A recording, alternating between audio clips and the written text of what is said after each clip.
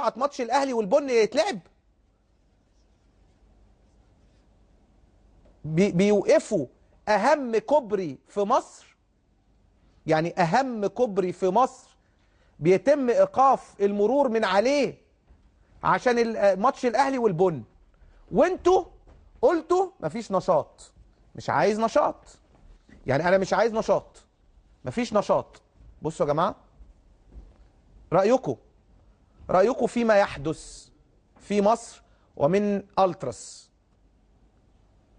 من هؤلاء، ايه رايكم؟ طب يعني انتوا مطالبين، انتوا عايزين نشاط ولا مش عايزين نشاط؟ طب ما حد يقول لي دلوقتي لا مفيش نشاط في الدوري.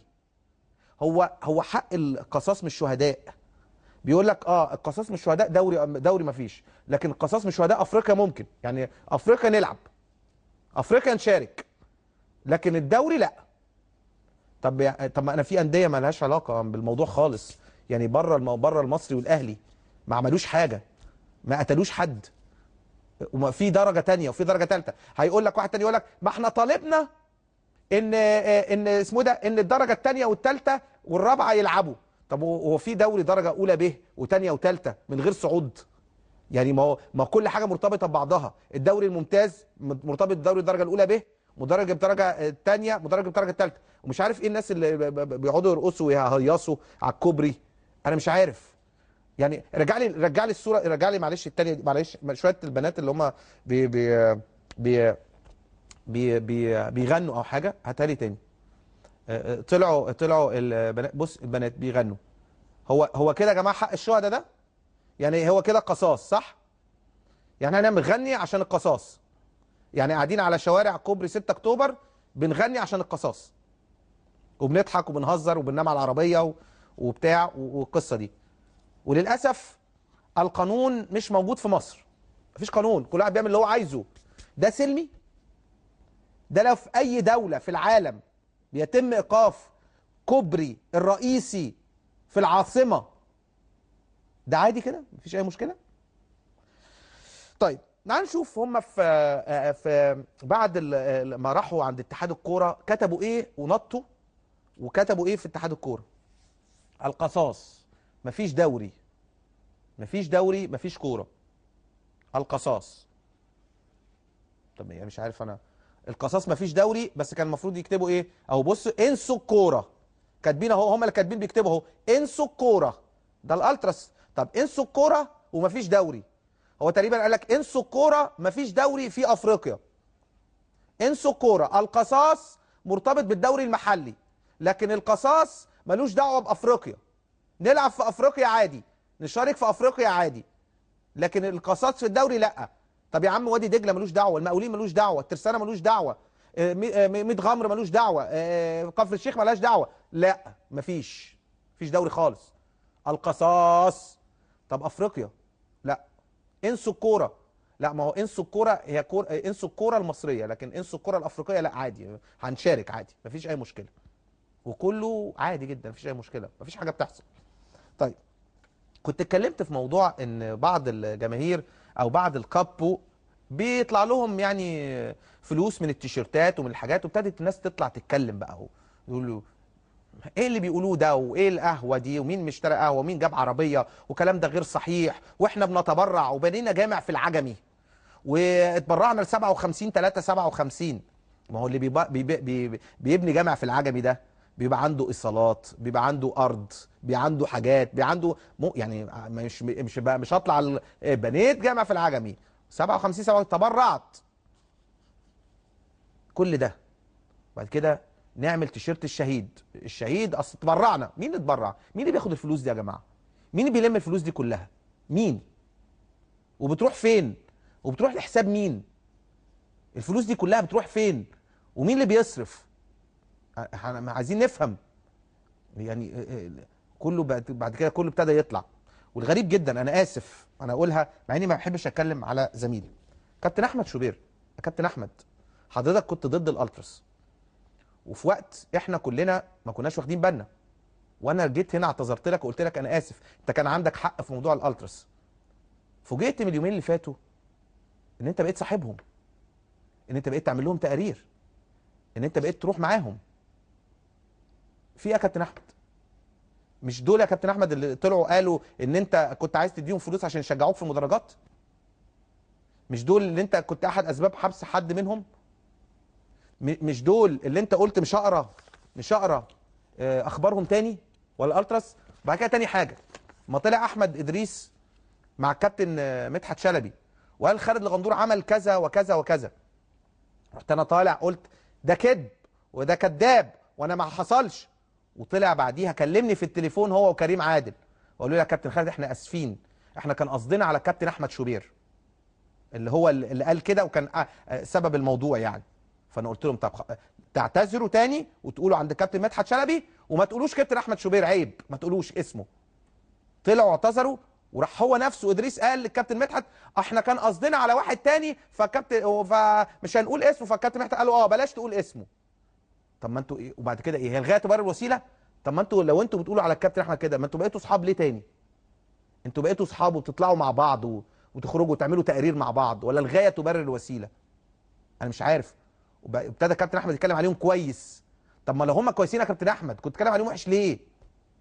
وكنت بتقول بياخدوا ترامادول وبياخدوا معرفش ايه ايه اللي حصل؟ انا ما بقتش فاهم. وطلعت لهم صور وجيفارا ومعرفش ايه، ايه اللي حصل؟ انتوا بقيتوا حبايب تاني؟ يعني انا اعتذاري ليك كان غلط ولا ايه؟ مش فاهم. طيب فوجئنا بابو علي.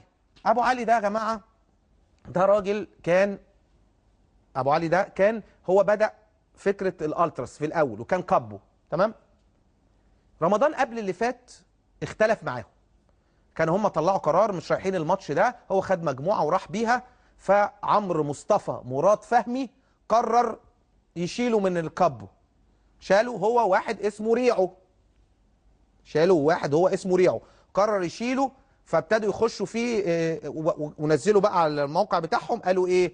المدعو ابو علي ليس له علاقه بنا ومحدش يكلمه ومحدش، هو مش متحدث ولا يتكلم بلساننا ولا راح هو ردد عليهم في منتدى كره مصريه ورد عليهم رد جامد وابتدوا يتخانقوا هما الاثنين. وطلع ابو علي من الموضوع بقاله سنتين، ابتدى يخش على انه من التراس الاوي يدافع عنهم. ما بيدافع عنهم يطلعوا هم يقولوا ما هو ملوش دعوه بينا، احنا المتحدث الرسمي باسمنا اسمه محمد طارق. ابو علي عنده موقع الاهلي سبورت، فيظهر هو عايز ايه؟ يكسبهم وياخد الوش عشان الناس تخش عنده في الموقع. طب تعال نشوف ابو علي قال ايه مع كابتن مدحت شلبي امبارح عني، كان بيرمي كلام عليا، نشوف قال ايه ونرجع لكم تاني. فوجئنا باحد الاعلاميين يعني ما عارف يعني ما تدخلنيش مع حد، ما تدخلنيش مع حد. بيتكلم انا بس عشان ندافع عن الناس عشان حرام تدفيعها بايه؟ يعني واحد طالع بيقول لك ده دول بيعملوا بينتفعوا وبياخدوا فلوس وبيعملوا تيشيرتات ب 16 مليون. طب يا اخي عينها وتوكل 16، ده المصنع نفسه بيعمل تيشيرتات ما بيطلعش 16 مليون، يقول لك ده بيتربحوا وواحد بقى عنده عربيتين وواحد بقى عنده مش عارف ايه وواحد بقى. طبعا انت مش من حقك ان انت تتكلم بلسانهم، وانت قلت راجل ده بيقول بيتربحوا ب 16 مليون، ده المصنع يا كابتن مدحت ما بيعملش 16 مليون. طب تعال نشوف انا قلت ايه.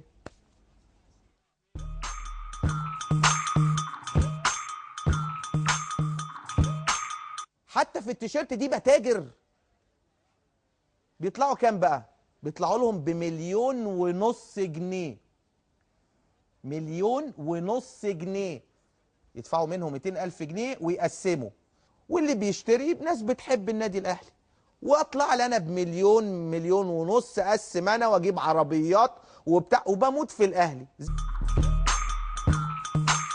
كابتن ابو علي خليتهم 16 مليون وبعد كده قلت لي 16 مليون ده المصنع نفسه ما بيعملش 16. انت عملت فيلم علاه فيلم، انا قلت مليون ونص وبيطلعوا 200,000 يعني مليون و300. ينفع ابو علي مليون و300 ولا 16 مليون اللي انت بتألف بتقول اي كلام في الهوا؟ طب تعال نرجع تاني. ابو علي مش انت كنت عايز تعمل CRV جروب جديد واتمنعت وقالوا لك لا ما انتش عامل اي جروب، هو جروب واحد، واتخانقوا معاك في ماتش مولودية الجزائر مع عماد متعب جاب جونين وكانوا هيطلعوك بره المدرجات؟ انت ايه في ايه يا جماعه؟ في ايه؟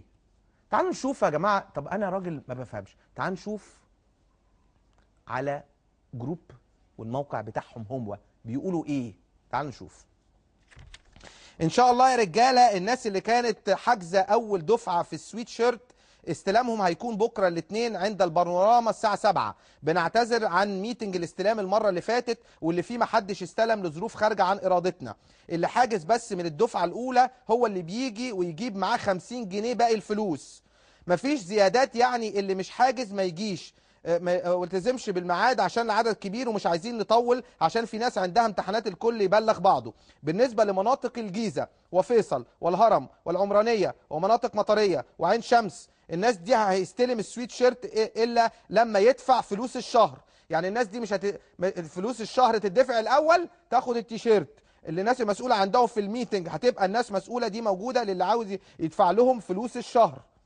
تعال نروح لحاجه تانية. حجز تيشيرت الشهداء في محافظات خارج القاهرة.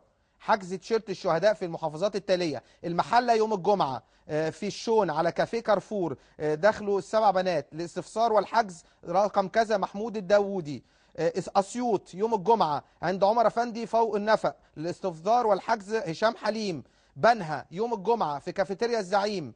المنصورة يوم الجمعة 7 في كافيتيريا مونديال شارع الأتوبيس الدولي. للاستفسار والحجز رقم كذا أحمد بينو. الحجز 35 جنيه، سوف يتم إضافة المزيد من المحافظات قريبا. ده كلامهم. ومش هيدوا الفلوس اللي يدفعوا فلوس الشهر. فلوس الشهر كام؟ 25 جنيه في الشهر. طيب احنا بنقول ان في مصر في 400,000 التراس. لا، هم امبارح قالوا الجمهور 50 مليون جنيه، 50 مليون واحد في مصر بيشجعوا الاهلي. تمام. طب لو بمعنى ده يعني نص شعب مصر بيشجع الاهلي، يبقى نص ال 400,000 200,000. 400,000 يعني لو مصر 400,000 200,000 التراس اهلاوي، بلاش 200,000 150,000. طيب 150,000 في 40,000 بيشتروا تيشيرتات، بيشتروا سويت شيرت، بيشتركوا في الشهر ب 25 جنيه. طب الفلوس دي بتروح لفين ومين الثلاثة الأربعة اللي بياخدوها؟ عايزين نعرف. وبتروح لحساب مين؟ على مستوى محافظات مصر الفلوس دي بتتجمع وبتروح لمين؟ طب انتوا بتتكلموا على حق النادي الأهلي. طب ما هو النادي الأهلي، هقول لكم حاجة لذيذة. النادي الأهلي طلع قرار امبارح: الصحفيين اللي عايزين يجوا يغطوا النادي الأهلي ممنوع ينزلوا أي خبر عن النادي الأهلي في المواقع كلها إلا بعد الساعة 1. ليه؟ صحفيين المواقع. ليه؟ لان النادي الاهلي متعاقد مع اللي هو التليفون ده، موبايل ده، وان هو قال لهم في 500,000 غرامه لو اي موقع نزل خبر عن الاهلي قبل الساعه 1 عشان هم يبعتوا على التليفونات الاخبار بتاعت النادي الاهلي. فادي حاجه. طب ما النادي الاهلي عنده الاهلي ستورز، عنده محلات، عنده بيبيع، وكل تيشيرتات العالم، دورتموند، اي سي ميلان، معروف الشعار بتاع النادي. وانت عامل تيشيرت للتشجيع، وعامل تيشيرت للشهيد، وعامل تيشيرت للثوره، وعامل تيشيرت سويت شيرت، وعامل كوفيه، وعامل كل ده ليه؟ طب كوفيه ليه؟ طب ايس كاب ليه؟ طب التيشيرت عشان كلنا نبقى زي بعض. طب سويت شيرت عشان الشتاء. طب ايه يا جماعه ده؟ الفلوس دي بتروح فين؟ الاهلي ستورز عمل تيشيرت للتشجيع ارخص من اللي انتوا بتبيعوه والماتيريال افضل. طب انا عايز اعرف الفلوس دي، انا ما بتهمكوش، بس الفلوس دي بتروح فين ومين بيجمعها وحساب مين؟ عايزين نعرف. ولو اتبرعتوا لاي جهه ما طلعوا لنا الوصولات، وصلوا لنا الوصولات على الشاشه نشوف الوصولات دي فين. والجامع اللي احمد ادريس قال احنا اتبرعنا بجامع في العجمي. طب ما تقولوا لنا الجامع وطلعنا الوصل والارض اشتريتوها امتى واتبرعتوا امتى؟ عايزين نعرف. نروح لفاصل اعلاني ونستقبل اسلام مجاهد ومحمد ساهر.